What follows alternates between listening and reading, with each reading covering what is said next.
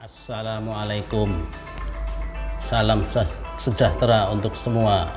Jumpa lagi dalam Inspirasi Menulis yang digagas bersama oleh Sanggar Aksara Pustaka Matarindo.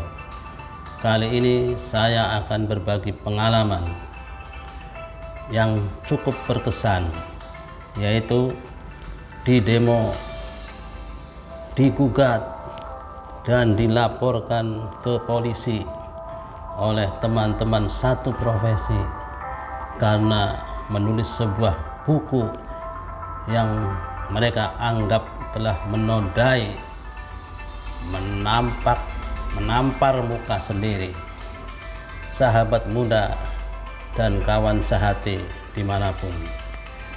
Menjelang pemilu 2009 yang lalu, saya meluncurkan sebuah buku berjudul Referensi Sang Demokrat Memilih Pemimpin Bangsa. Buku ini berisi tentang 9 langkah mewujudkan pemilu yang berkualitas. Salah satunya adalah kebutuhan untuk memperbaiki kondisi PES yang masih menjadi bagian dari problem demokrasi di negeri ini. Tapi seorang teman yang bekerja satu meja sepertinya tidak sependapat dan menolak keras. Kemudian ia memprovokasi beberapa aktivis untuk melakukan demo, menggugat dan melaporkannya ke polisi. Di masyarakat muncul sikap sinis atas kasus ini karena antara yang dilaporkan dan yang melaporkan sama-sama wartawan. Dengan sinis masyarakat menyikapi sebagai jeruk makan jeruk.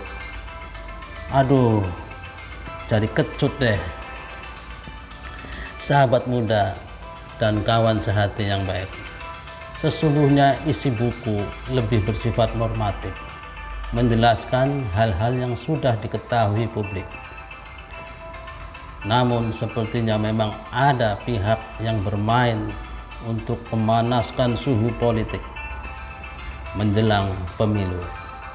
Terlebih lagi, buku yang dicetak 10.000 eksemplar ini disponsori oleh seorang caleg.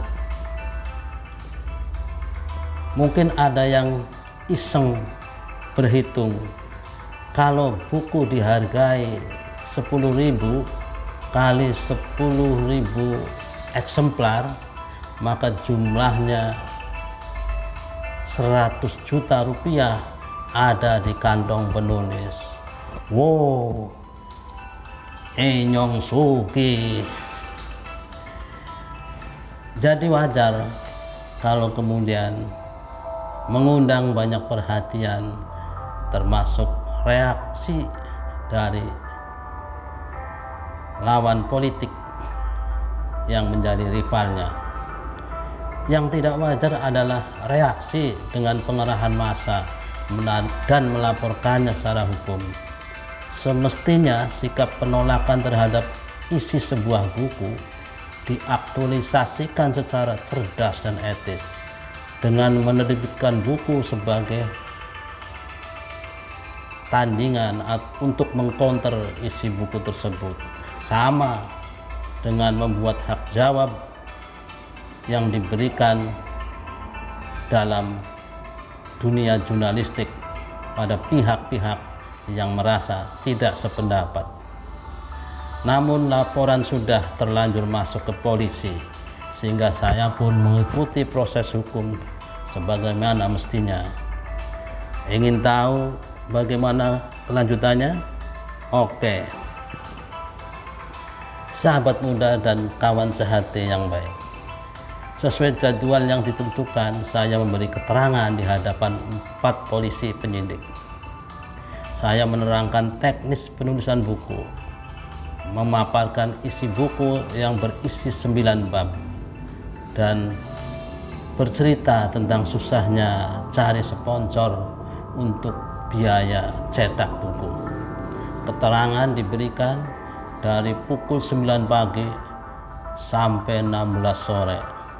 Tentu cukup melelahkan, tapi bagi saya tidak. Saya menikmatinya seperti ketika saya sedang menyampaikan sebuah presentasi. Sekitar 7 jam berlalu, saya tidak mendapatkan sebuah catatan pun di dalam lembar berita acara pemeriksaan atau BAP. Sampai akhirnya pemeriksaan dinyatakan selesai dan saya tidak menandatangani sebagai pihak terlapor. Saya sudah mengira polisi sudah mengambil kesimpulan bahwa kasus ini tidak cukup bukti untuk dilanjutkan di ranah hukum. Saya pun hanya mengucapkan terima kasih atas kebijakannya, seraya menyampaikan sebuah pesan dari tokoh pers nasional, pendiri koran Kompas, yaitu Yaakob Utama. Dia berpesan, mahkota seorang wartawan adalah jika ia mampu menulis buku. Artinya bukan dengan memprotes, mendemo, apalagi menggugatnya. Sampai jumpa. Wassalam.